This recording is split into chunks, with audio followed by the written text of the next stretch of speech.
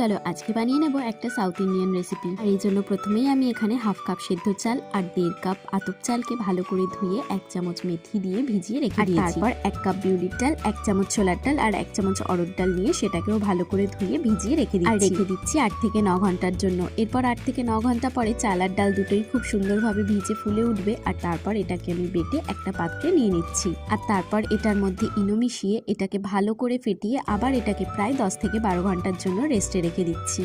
এখানে দেখো 12 ঘন্টা পর ব্যাটারটা কি সুন্দর ফুলে উঠেছে। আর এটা একদম পারফেক্ট ফার্মেন্টেড হয়েছে কিনা বোঝা যাবে ব্যাটারটা যদি এরকম জালিদার হয়ে ওঠে। এতক্ষণে তো তোমরা নিশ্চয়ই বুঝেই গেছো আজকের রেসিপিটা কি হতে চলেছে। হ্যাঁ, আজ বানাবো ধোসা। এরপর চলো ধোসার পুরটা বানিয়ে নিই। আর এর জন্য প্রথমেই কড়াইতে তেল গরম করে তাতে শুকনো লঙ্কা, সরষে আর আদা কুচি দিয়ে দিলাম। আর এরপর দিলাম এতে একে একে কারি পাতা, কাঁচা লঙ্কা কুচি, পেঁয়াজ কুচি, নুন হলুদ দিয়ে পেঁয়াজটাকে একটু ভাজা ভাজা করে নিয়ে এর মধ্যে দিয়ে দিলাম আগে থেকে সিদ্ধ করে রাখা আলু। এবারে আলুটা দিয়েও ভালো করে এই মশলার সাথে মিশিয়ে নিলাম।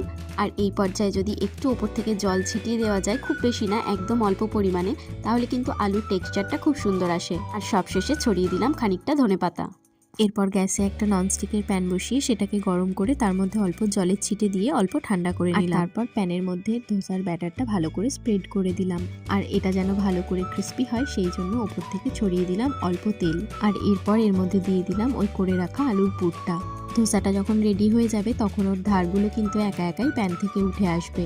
ব্যাস, এবার নিজের ইচ্ছে মতো উল্টে নিলেই রেডি আমাদের ধোসা। ব্যাস, এতটাই ইজি ছিল ধোসা বানানো।